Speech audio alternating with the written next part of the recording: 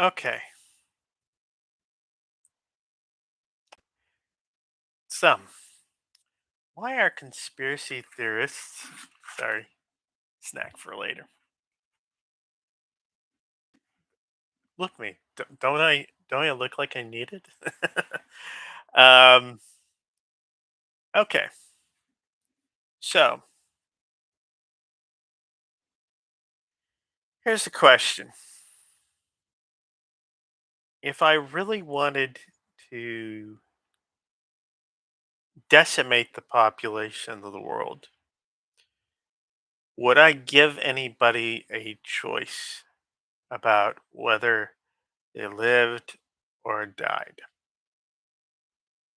Would I not go to the furthest extent to try and make it inevitable, to try and prevent them from preventing me from destroying their lives?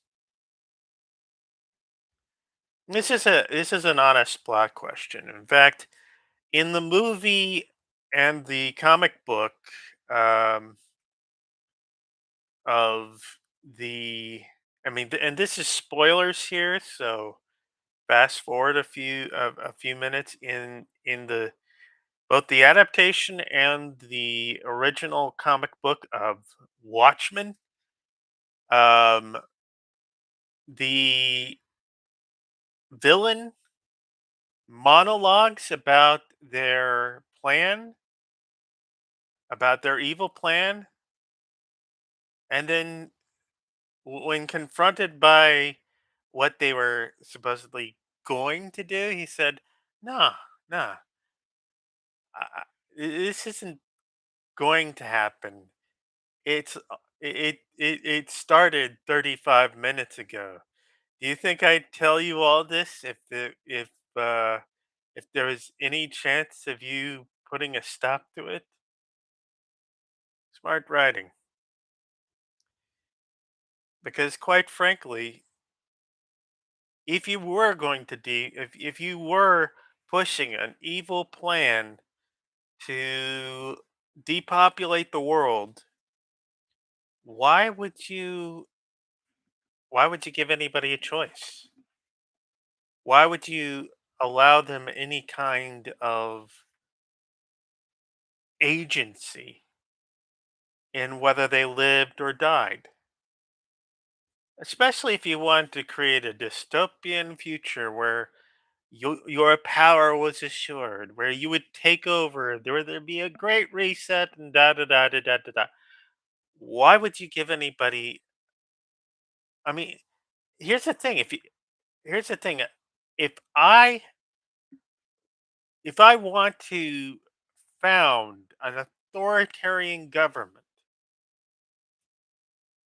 I want to found it so that that you know when push comes to shove, the people who are left want me in power, or at least a good deal of the public wants me in power. Because otherwise, I would be fighting an uphill battle all the way. And such that's let's be blunt. I think that's what Trump is trying to do, but Trump is facing so much resistance because people know their backs are against the wall. People know that if they let him do what he wants to do, then a lot of people's lives, freedoms, their inalienable rights in general are going to be violated. So they know they can't rest easy. So they know to resist. But getting back to the idea of an infection, if we were going to do this sort of, why would we want to do this sort of complicated scheme? Why would we want to make the, why would we want to make it to where when the disaster happens and we have this vaccine, Why would we want to punish those who would be willing to trust authority and get the vaccine? Why would we reward the rebels who would refuse the vaccine? That they wouldn't die, but those who get the vaccine would. Why would we want to arrange things that way? And the answer is, well, we wouldn't. Who would? It doesn't make any sense.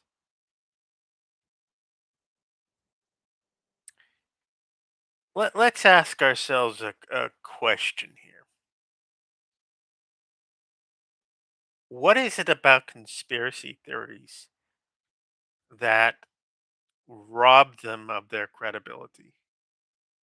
And I think one of the big things that robs conspiracy theories of their credibility is that they go to extraordinary lengths to explain things that have much simpler explanations. So let's take an example: Trump's failure to get reelected in 2020.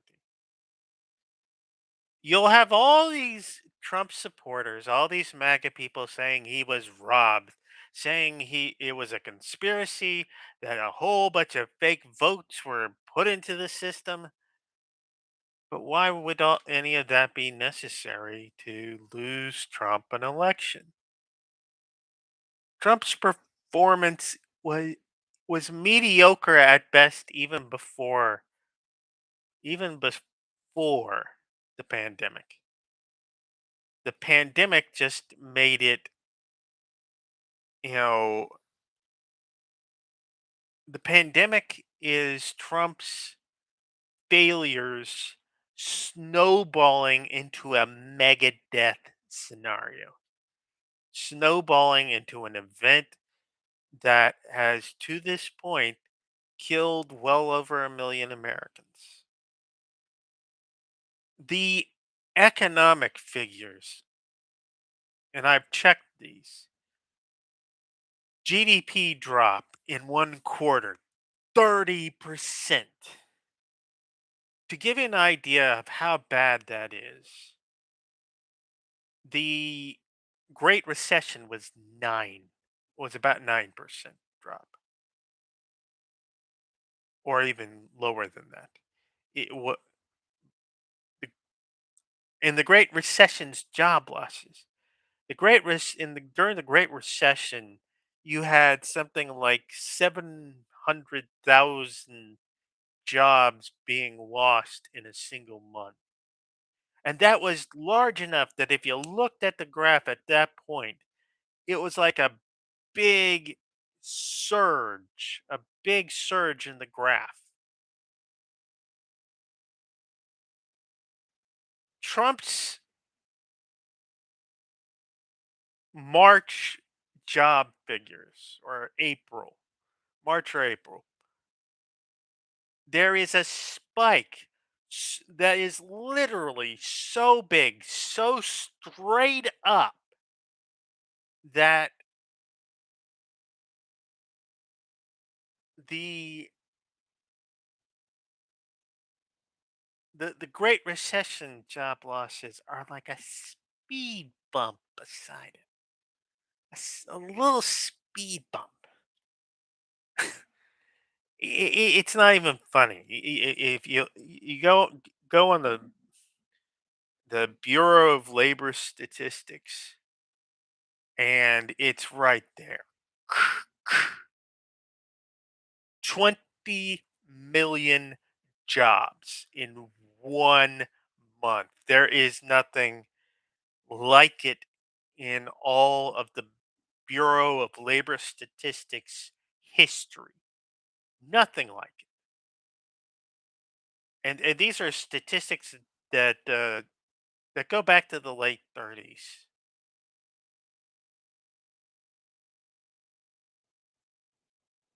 So we have a major contraction of the economy, a major job loss event.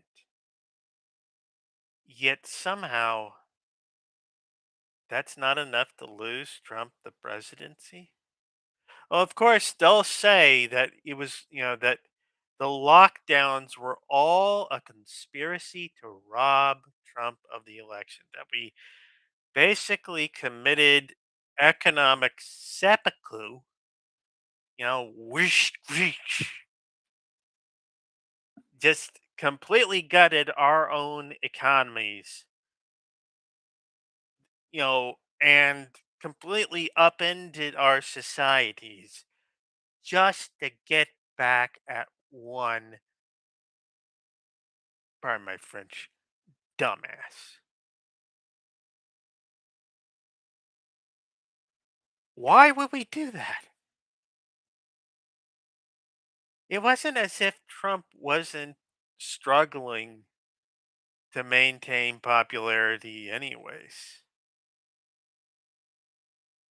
He was not a very popular president at that point.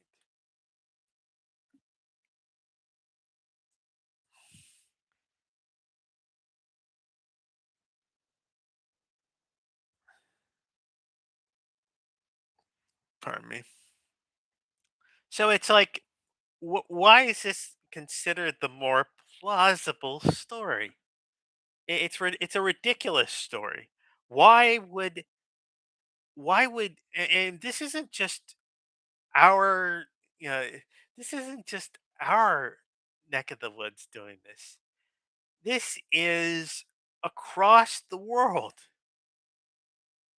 and it includes people who would benefit if America were to suddenly drop, economically gut itself, but they didn't participate. They defected from that and say, "Oh, we're just going to continue doing things as usual." And also, we're told that there was a pandemic, which is built on the also plausible idea that every nation in the world would just go together in one, you know, in one well conducted common conspiracy to fake an infectious disease that goes across the world. Ba, ba, ba, ba, ba, ba, ba, ba, ba, ba, ba. One of the what has to be one of the most well orchestrated hoaxes in history across hundreds of countries, across, with with literally millions of deaths supposedly fake, and for what? It's just some pretty unmotivated crap here. Uh-huh. This is some pretty unmotivated crap here. There's no good reason why everybody would want to do this. But that's what they're going to claim. That's this is what they're going with, Cotton. Let's see how that works. But it's what they this is they're trying to explain something that is, their own leaders' fall. They're trying to explain why this apparent event happened, and their explanation beggars belief if you really look at it. If you really look at it. And people will say, "Oh, follow the money." But not every nation's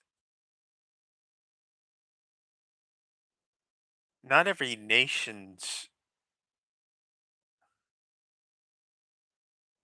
not every nation's healthcare system is for profit.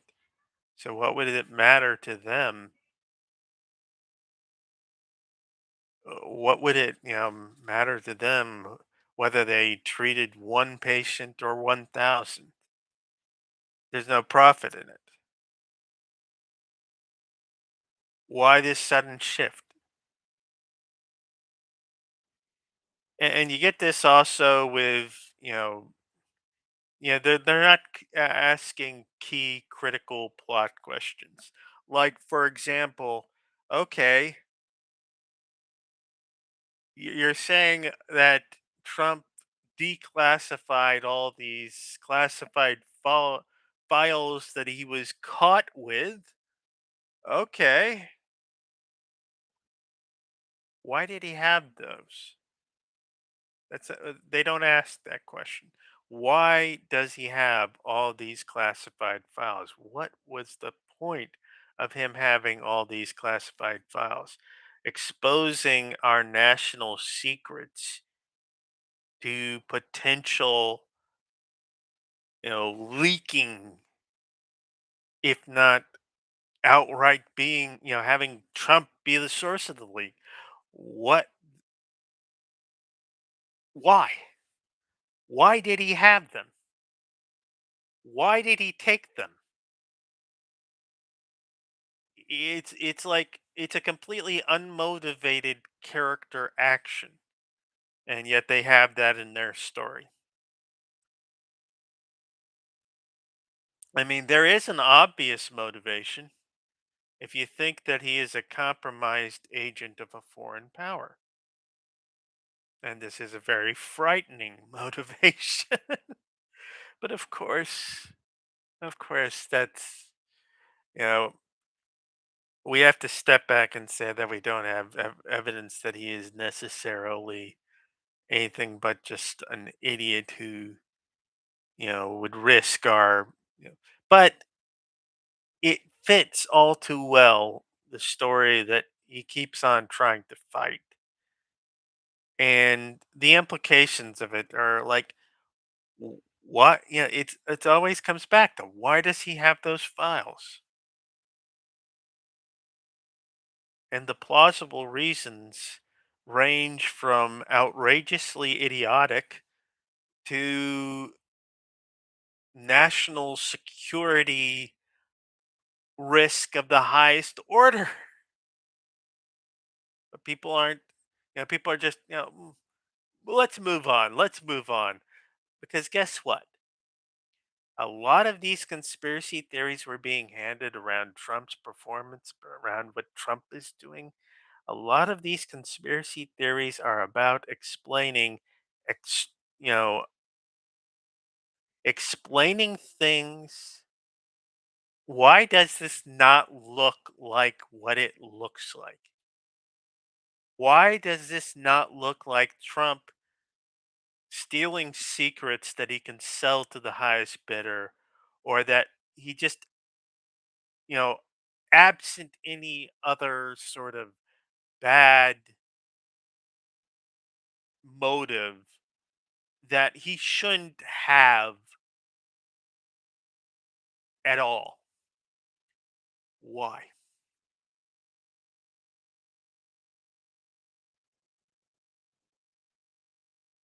And we go back to things like, we go back to the whole thing about COVID being a COVID supposedly being a lab born virus. Now we can say, the the Chinese were not very forthcoming with their what they put out there. They did a lot of covering up. And so it is somewhat plausible. But what's also plausible is that they were rocked back on their heels by the sheer ferocity of this, and they didn't want to look bad. They wanted to save face. That is a legitimate and strong motivation for the Chinese. But also, we need to kind of stop for a second and ask ourselves, how does this actually work? How has it worked in the past? Because, like I might have mentioned this before, there is a SARS virus, a cousin of a naturally occurring cousin whose natural occurrence nobody's really disputed that kills 10% of those it infects. There's also a cousin of that, of both SARS and COVID 19, or SARS-CoV-2 as COVID 19 is officially known, as a virus. There is this other virus, MERS, MERS, that, Middle East respiratory syndrome, that kills 30 to 40%. Now, what this tells us story wise, is that there are these natural diseases out there that are worse than COVID. So if we were actually wanting to spread an infectious disease that would kill a lot of people, well, we have something right there that is pretty effective at killing people. You just need to make it better at spreading. That's what you would, engineer it for. And yet we engineer a half percent killer. Why? Why engineer a half percent killer? Especially if the idea is that what you're going to do is you're going to follow it up with a vaccine, and then with that vaccine, you're going to decimate the population. So, let me get this straight. Your pitch is that these bad guys are going to spread this relatively mild, relatively lethal disease. And the response is going to be, that they, after months and months of having people locked down, they offer a vaccine. And the vaccine is going to kill people. But how would that work? Wouldn't the vaccine killing people, wouldn't it kind of make it to where people don't want to take it? Oh, it's going to kill people much later. How much later? 2, 5 years later. What is your basis for saying this? Um, well, these uh, these mice that were part of the vaccine study, they they were dead by the time the vaccine study was over. Oh, you mean mice? Mice don't live that long naturally. Oh, and anyways, aren't weren't those mice killed, euthanized deliberately in order to do pathology on their organs? Oh yeah, they left out that part. They leave out a lot of parts, as a matter of fact. You'll notice that if you follow these people for long enough and you don't take their word for things. Yeah, there's a lot of plot holes here. And it's kind of crazy that all the people who love to talk about plot holes in fiction don't pick up on the plot holes in the conspiracy theories. Yeah, even though there's a lot more information and, available to you to kind of say, "Oh, that doesn't quite add up." But what also doesn't add up is that you're basically punishing compliance. You're punishing the people who are willing to go get the vaccine, who are willing to say yes to your authority, who you're punishing the people who stuck with the whole lockdown thing, who wore the masks, who believed that the pandemic was real. You're going to punish those people and create a differential that lets the people who don't believe in that, let those people live more. It's it's just stupid. But also, there is the fact that you're basically making it a choice whether people get the depopulating agent, which I wouldn't do that.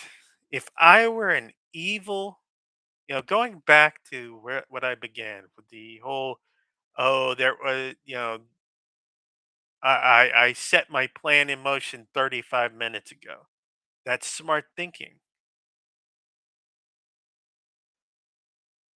The thing about it is, if I were going to fake people out over vaccines, if I were going to fake people out over it being necessary for them to carry out countermeasures, if I was going to fake them out, I would fake them out in a way that the most non compliant people would pay the cost for their non compliance.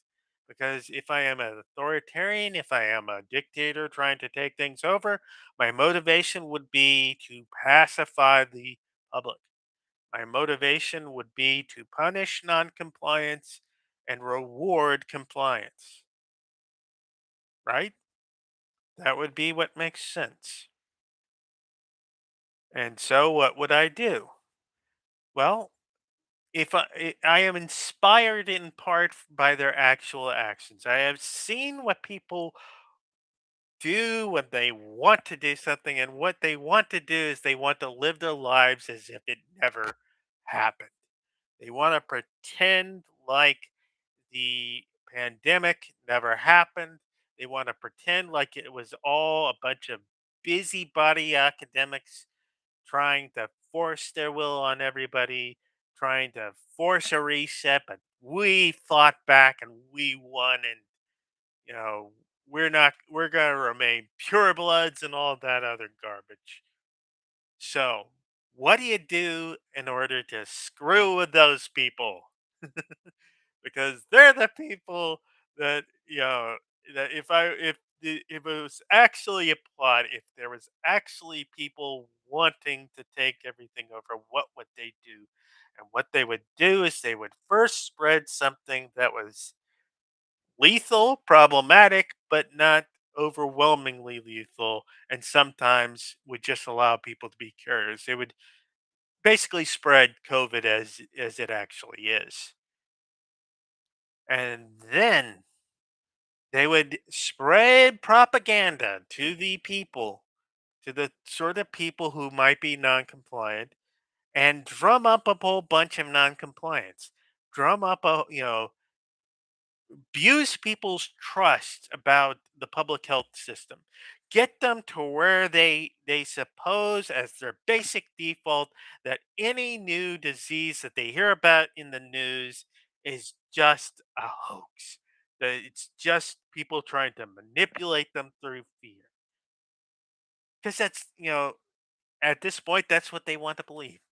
That's what they want to believe. That's for them all part of the plan. They want to resist. They want to say, "No, I won't take the vaccines. I won't do any of that." Well, and we let them. We let them do exactly what they want to do, and then we punish them for it. Then we let loose an even worse disease, one that the vaccine that we are magically making do whatever we want to do. Let's make it to where it's not just the vaccine to the disease that is relatively mild, problematic, a bit lethal, COVID as we actually experience. Let's say that they weaponized SARS, 10% killer, weaponized MERS, 30 to 40% killer, and then put that in the vaccine. Put that in the vaccine. And so everybody who complied, who went with it, who decided that they were going to, go with the authorities, they are covered. They're immune. And then we release the much stronger, much more deadlier disease. Yes. The the 10% killer, the 30-40% killer. And it's horrific. All the people who basically said we're not going to comply, they're hit the hardest. And they very quickly learn that it was a mistake and now they're going to take the vaccine.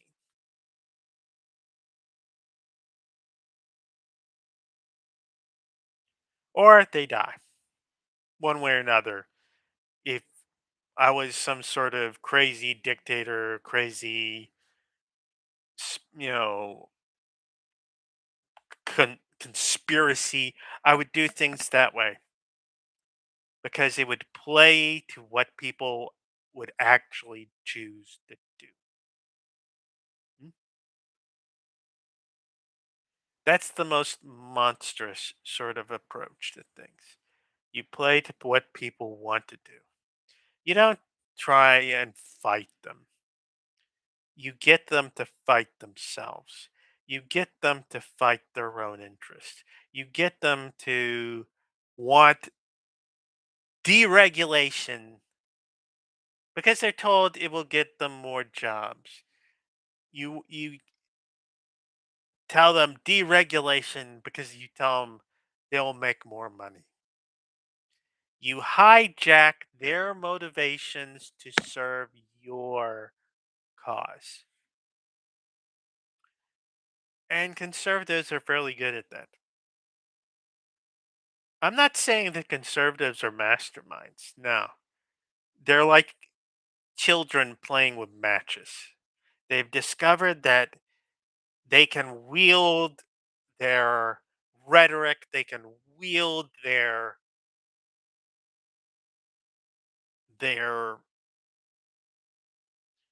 propaganda, they can wield their hold on different media organizations and convince people of things that aren't true, convince them to let off the hook people who are guilty of some pretty serious crap.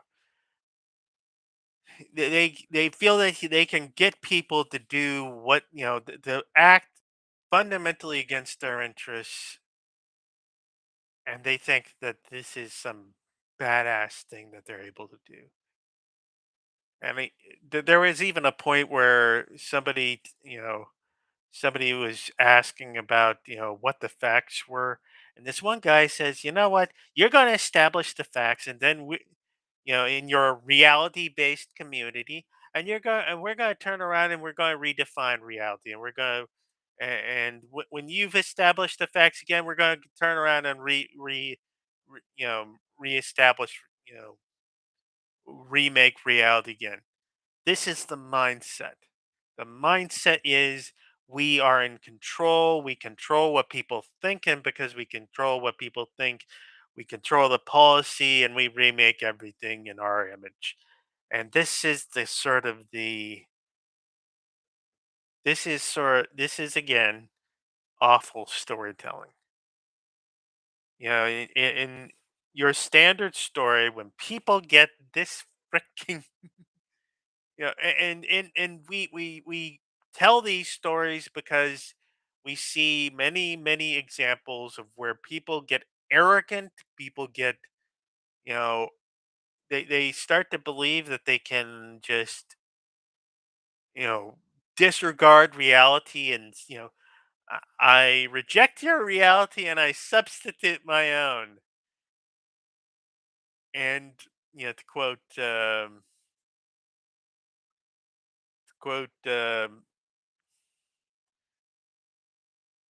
Mr. Savage from uh, Mythbusters.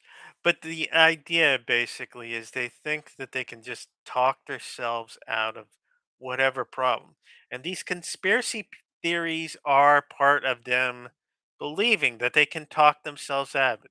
Because a lot of the conspiracy theories about COVID-19 are about minimizing what the impact of it was, minimizing the death toll, minimizing whatever the things are that would lead one to question the leadership of Donald Trump during the pandemic, how he handled it, questioning, why did he make these choices that caused hundreds of thousands of American citizens to die? Why did he let people out of lockdown and let the rates of infection go right back up? Why did he basically try and force people to do, you know, herd immunity by way of mass infection? Why was he pushing that sort of thing? Pushing, he literally used the words cowboy through it. That's what and he was only convinced to do the lockdowns after he was shown evidence that basically, literally, millions of people would die under the scenario he was outlining. Millions. And of course, that would be bad for his reelection chances. This is, he's telling you these stories because he needs you to say, oh, he couldn't possibly have done, have done any better. And what did it matter that he didn't do well? It was just a cold. And the damage? So it was just a few thousand people who died of COVID. It wasn't tens of thousands, hundreds of thousands, millions. It was just overinflation for the sake of that sweet, sweet COVID cash. Again and again. There, the point of it was not to stand on its own as a plausible story. The point of these stories was to get you to believe a narrative in which the leader of the free world wasn't screwing things up royally. And this is the problem. They want you to just keep on streaming that keep on moving through that story and not pause and ask, what is it what is actually going on here? What what is the actual situation here? Are people actually dying 2 5 years? Well, yes, they die, but you know something, law of averages. If you have 200 million people vaccinated or more, what are the chances that many of those people will die in the next 2 to 5 years, regardless of whatever you do? The chances are high because guess what? People were dying of causes before COVID. They were dying of causes before the vaccine, and they die of those causes after. Whatever was troubling their health before, it would trouble their health after. We're not just, this isn't just a fresh story where everybody is basically, entering into the story in just the part which just has the, you know, nature isn't economical with its storytelling. Nature has many different things happening at the same time, and coincidence is entirely possible. In fact, that is part of the design of any randomized control trial. They expect a certain number of people to die, to have heart attacks, to have strokes, etc., etc. They expect certain rates of people to have these adverse health effects. And the idea is you're looking for increases or decreases in these effects. You're looking for changes from the baseline of probability that something will happen to this particular group of people. So the story you're trying to figure out here is, what is the actual effect of the vaccine? What is the actual effect of the drug? You're trying to discern that from things like the placebo effect, the yay medicine effect, so to speak, where there's a certain, just the specter of a medicine is enough to give people a positive effect. And you have to filter that positive psychological effect out in order to see, okay, what is really happening? What is the real story? Science is in many ways about finding out what the real story is by being clever about how you set up the narrative. You set it up so that it becomes obvious that there is this one difference, and where this one difference applies, this other difference applies with it.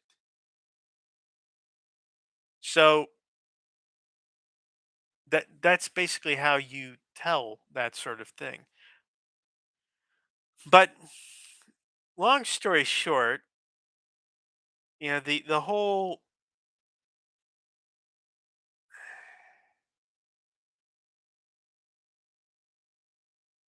the question is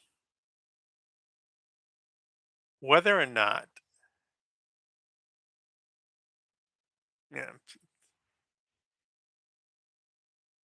it's like they want our plot, they don't want that to be the model by which they work.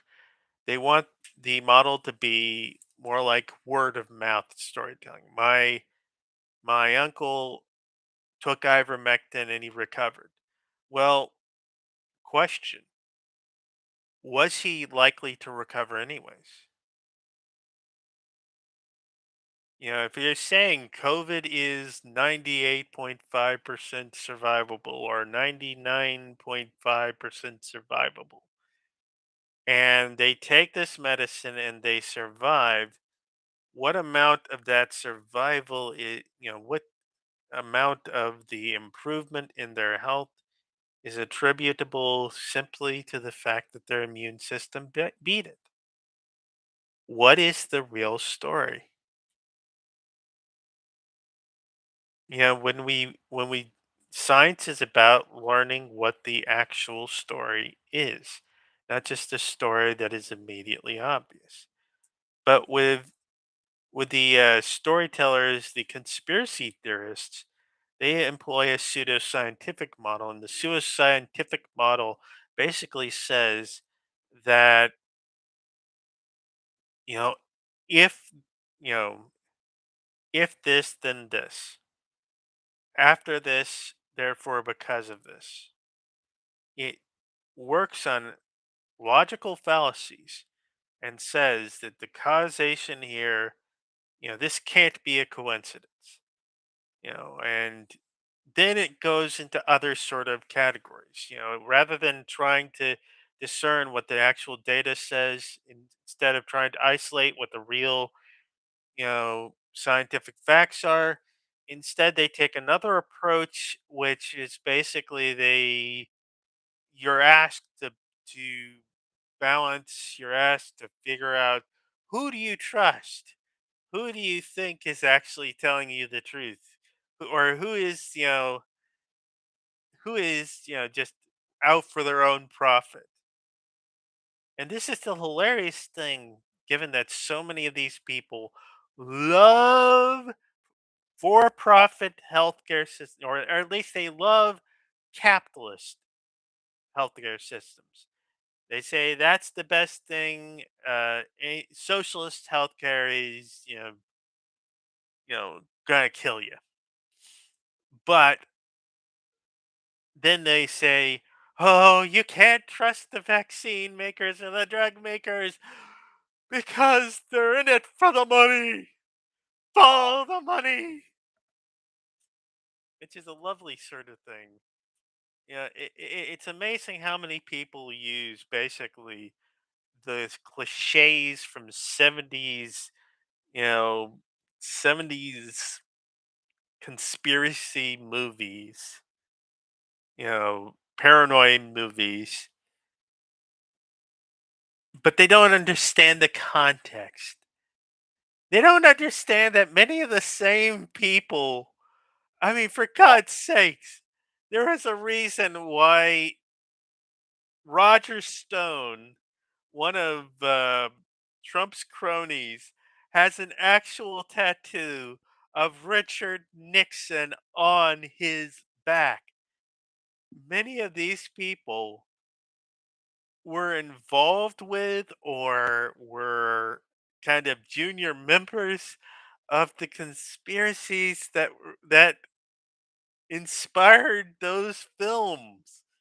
They were the people who felt that, you know, capitalism and right wing conservatism in America and everything like that, and all that was worth so much that it gave them license to go out and do criminal shit. And yet they turn around and they're using the same cliches to try and convince you that it's the other side that is pushing the conspiracies. And this is just the rich irony of it all. And there's a line that I keep on going back to, because I'm not the sort of person that believes that these conspiracies are all powerful, that Trump and his people are engaged in. They're not all powerful. They have great power because we've stupidly handed them these offices that have these great powers attached to them. But it's like what the character of Deep Throat in the movie says: don't believe the press about the White House. These aren't very bright men, and things got out of hand. And if you could encapsulate the entire Trump administration, both Trump administrations, if you could encapsulate their governing philosophy, if you can encapsulate the retained and essentialized and channelized error that powers them, it goes all the way back to what Nixon said: if the president does it, it's legal. So the president can commit crimes and it's legal because he's president. This is the logic that they have, that our this is the logic that they have, that basically that the person who is supposed to faithfully carry out the law, and by that be kind of beholden to the law that Congress writes, so they don't become a tyrant who can just make up laws that, make up whatever orders they want. If you want the president to be constrained to just be carrying out the law that the people's representatives, that the senators call on him to, carry out, if you want him to do that, then he has to faithfully carry out the law. And if you're telling him that he is immune from prosecution for breaking that law, then the story you're basically telling yourself is, oh, we're just going to tell him that so that he can he won't be troubled with false prosecutions, or won't be concerned about getting thrown in jail for what he did in office. So we're just going to let him break the law while he's in office, despite the fact that his basic job is to faithfully carry it out. And this is the problem. They're telling themselves two stories. And one of those is that he's not breaking the law, and the other of those is that he can break the law however he wants to, because that's what has to happen in order for him not to get illegitimately thrown down by his political rivals. It's basically, we're just trying to make sure that what happened to Nixon never happens to any Republican president again. And the problem being that what happened to Nixon for a reason. And it's happened to Trump for a reason. And that is, in order to avoid tyranny, in order to avoid a situation where you have somebody who can just write whatever orders he wants to, who can ignore the law, who can break the law, who can rob people of their fundamental inalienable rights. In order to avoid that, you have to have a president who has to follow the law. But instead, they're trying to play like children. They're trying to, it's like I was probably very annoying about this. That when we were playing guns as kids, like bang, bang, bang, bang, bang, bang, bang, I would always claim, I'm bulletproof. And I did so missing that part of the point of playing guns and of playing bang, bang, bang, cops and robbers was that you weren't invulnerable. Part of the game was that you would take the hit and uh, play it at dying. I mistook that the idea was playing was more important than always winning. We want the president to be playing a certain game, not always winning the game. Because if you're always winning that particular game, there are a whole bunch of people who are going to be losing who shouldn't be losing. That the system is designed not to have lose. But getting back to the bad stories, getting back to if I were setting up that plague, you know, you could do that sort of complex scheme that I was talking about, but at the end of the day, what you'd really want to do is just release the bad disease, just no prologue, no nothing, no lecturing, no nothing. Just release the disease. Let the 10% of the population die of it. Let it, just crash through the population. Because if you look at what happened during COVID 19, we've seen that something that is a 0.5% killer can still be disruptive. If it's infectious enough, if it goes to the population fast enough, it can still be crippling to the nation as a whole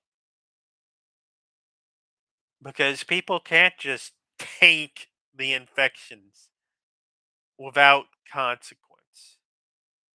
People can't just tank, cowboy through it. People have to have medical attention in order to survive COVID 19 a lot of the time. And if they don't have that, well, COVID 19 becomes even deadlier.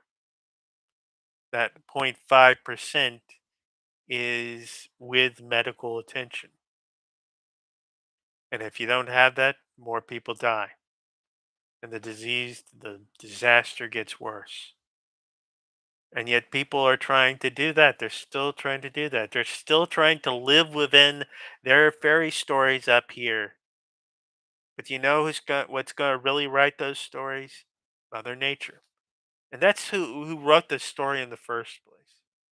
I don't think that there was actually, I mean, if there was a lab leak, it was of a pre-existing virus. I don't buy into all this, Franken virus stuff. I don't buy into all that. I think that the simplest thing, that the worst that probably occurred was that they found a new virus and somehow it got out. It's plausible. But the problem is a lot of the information that we do have from that initial issue, from the initial outbreak, looks more consistent with just a natural outbreak. And these things happen. You might think that, oh, the story is all about who benefits, who can get what they want, who can do that, that. No, no. Much of the time with infectious disease, the story is about just simply blind, dumb luck. But the virus, the way the virus spreads, especially with something like COVID-19, where the R number is pretty high, the disease spreads in a way that kind of our minds are not used to thinking about it that way. Like you start with one person infected the first week, and then next week you have two, and then next week it's four, 8, 16, 32, 64, 128. Before you know it, it's thousands. Before you know it, it's millions. Before you know it, it's worldwide. People aren't used to that kind of story, that kind of unforgiving sort of math. And that's part of why people, love to believe the conspiracy theory because it just can't they just can't wrap their heads around the world being that unforgiving. And part of that is because of vaccines. We don't live in an era like many of our forebears did, like many of the baby boomers did, where infectious disease spread was a regular thing. We don't live in a world where kids being kept home from school, in droves because of a polio outbreak, because of a diphtheria outbreak, an outbreak of whatever sort of disease. We no longer live in that kind of world. We don't live in a world where cities empty out because of cholera outbreaks or because of bubonic plague outbreaks. We don't live in that world anymore because we got smart about infectious disease. We figured out how these things spread. We figured out how the story actually works. Where before people were just guessing, people were just desperately trying anything they could, including, I mean, you see those people with those weird masks, with the beaks. They were actually trying to de-smell, you know, to avoid the smells of the illness and everything because they believed the smells were what, you know, passed the disease between people. That was the story they knew that, if you could smell the death coming off of this person, then you would get infected by that. This is called miasma theory. And by the way, miasma theory is what RFK Jr., our current Health and Human Services Secretary, believes in, not germ theory. Or he believes something like terrain theory, which is basically that, it's how, healthy you are otherwise. And it's just an amazing coincidence that people tend to get sick around other people who got sick before. It's all these sort of alternative narratives, which, people are entitled to their opinions, but nature doesn't feel that people are entitled to different outcomes based on having different opinions. You know, there's a separation here between what your story actually gets you and what your reality actually is. And you will be living that reality more than your personal little story in your head. In fact, that I think is the essence of good storytelling is understanding that a character is going to have these things that they think are true, and they're going to act on those things that they think are true, and then those actions, those things that they say and whatever, get checked by reality, and reality determines what the outcome of those things are. And only when they figure out well what they're actually doing, what's actually going on, do they stand a chance of actually doing things that are effective for gaining their goals.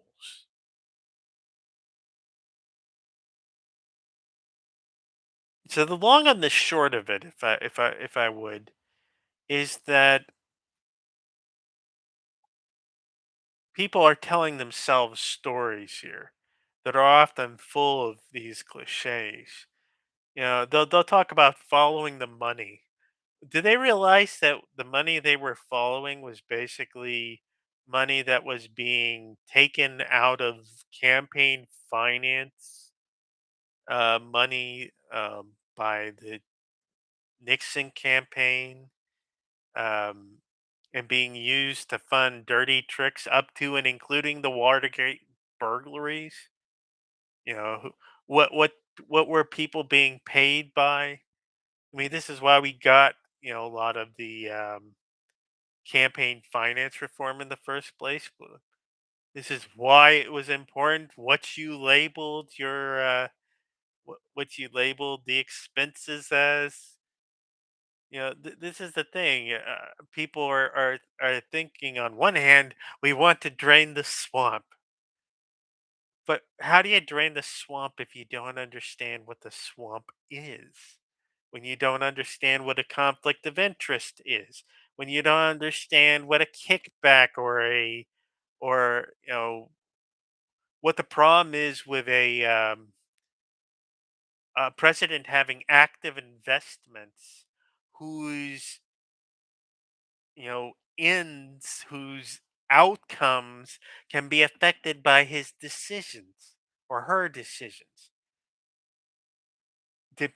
People want to be the heroes of a story where they're fighting evil, where they're fighting the bad guys, where they're fighting dictators, where they're fighting the corrupt. But unfortunately, people they don't they don't educate themselves well enough so that they understand what these actual corruption problems are and why you need this kind of reporting, or why you need an inspector general. Trump's fired many of the inspector generals, if not all of them. He's fired them and is basically operating his bureaucracy without many of the checks and balances that he needs to have. But folks are still going, oh, he's the one fighting corruption in Washington, when he's actually doing actions that, you know, sorry, it's getting out of focus. Come on. Let's see. Let's see. Well, sorry, I'm getting out of focus here, but long story short, the story that we are being fed and the story that the facts would actually tell us are parting ways, and often deliberately. And the real problem, the real thing that annoys me often about this is just fundamentally, how fundamentally just naive the stories are. Just how uncomplicated, how easy it is to actually mislead people, to trap people in these sort of cognitive traps. So, there we go.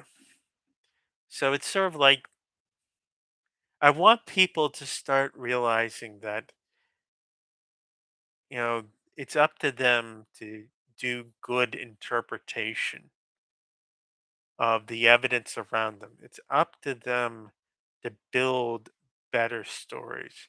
It's up to them to understand that, you know, our fates aren't going to be decided by what we believe is true. It's going to be decided by the actual implications of the truths that actually exist, whether we know them or not.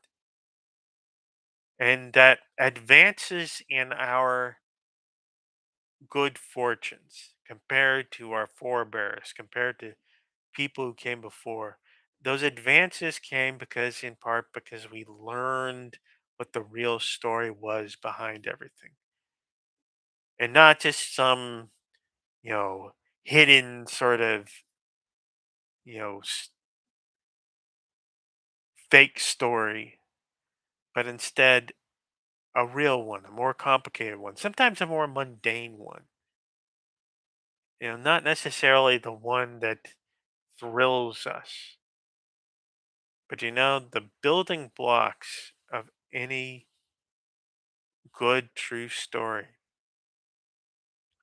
is how what the facts are and how the facts actually relate. And if you don't question the stories that come your way, and I don't mean just question as in doubt, recklessly doubt this or that. I mean, if you don't examine things in a good faith manner, if you don't go and say, okay, what backs this conclusion? What backs this line of thinking? How do the professionals process this? Think about this. What is the layman's sort of, I guess, summation?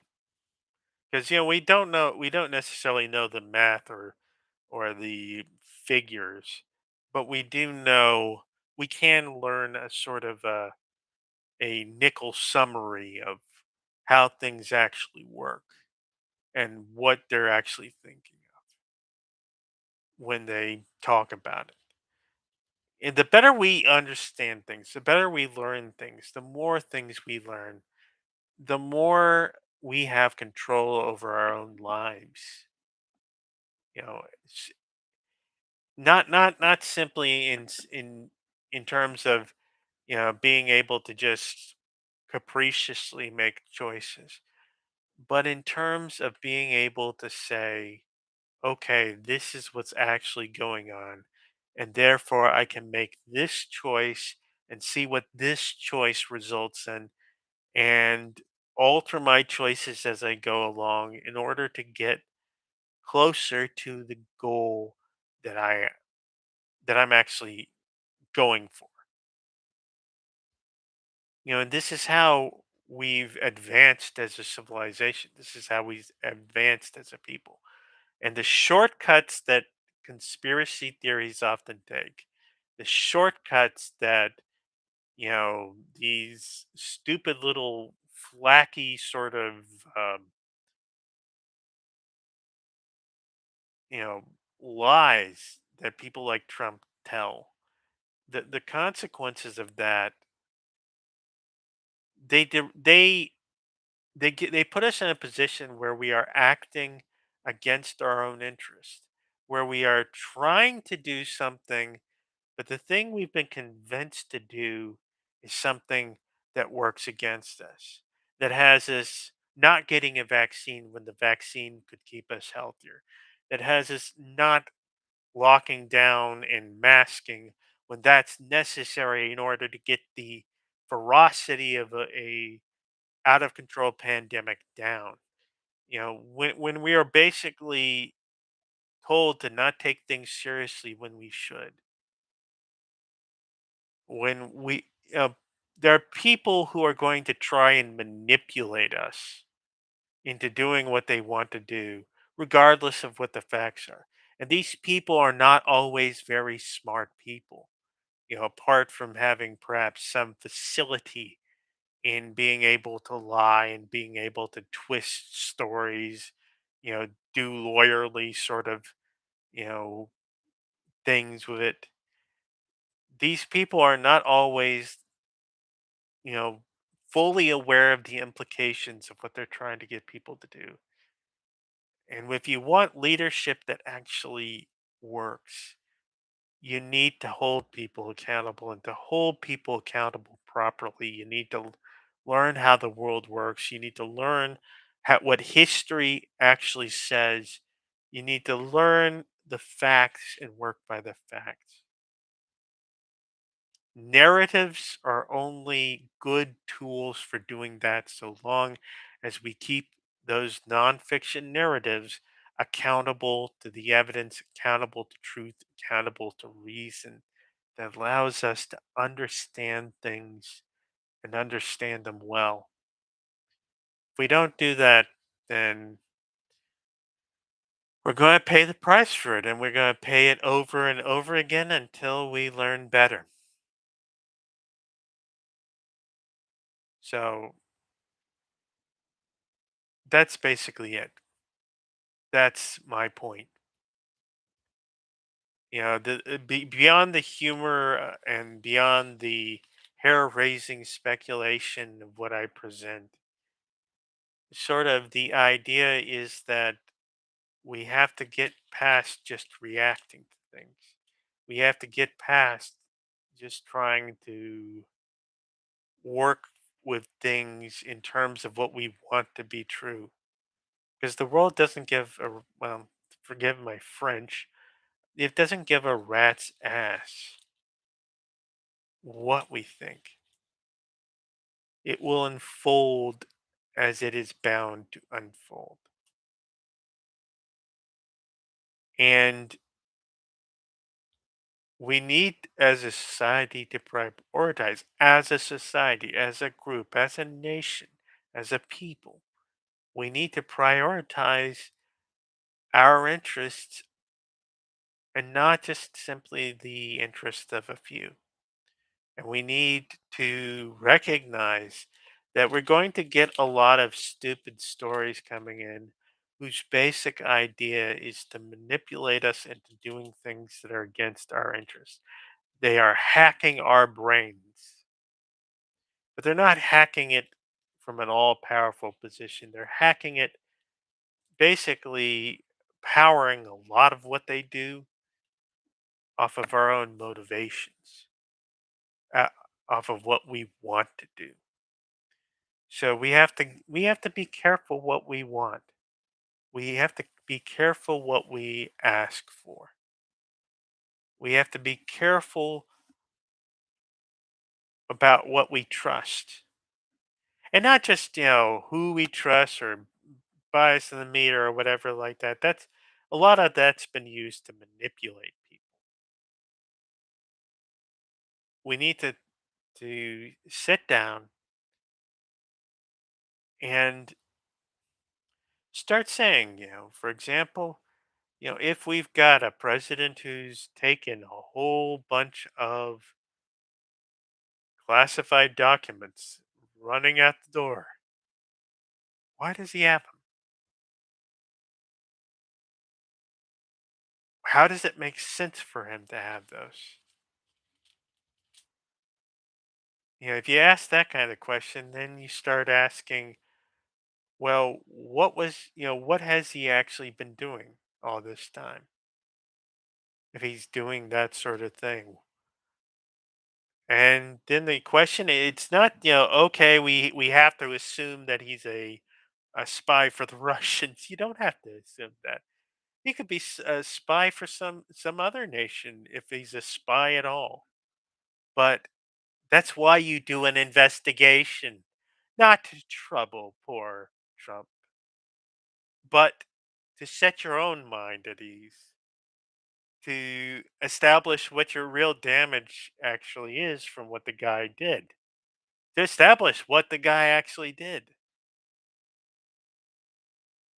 You know, to not just take some story at face value,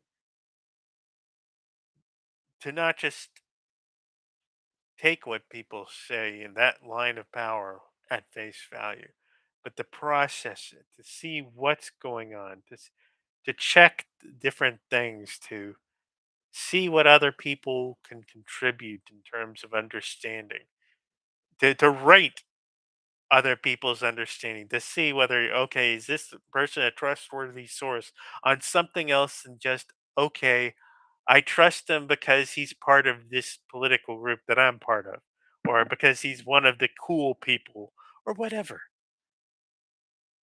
Ultimately, we need to get smarter about how we deal with the information around us, because the channels of information we've been given, that we've always been given, they can contain lies, they can contain, stupid, naive stuff, they can contain the truth.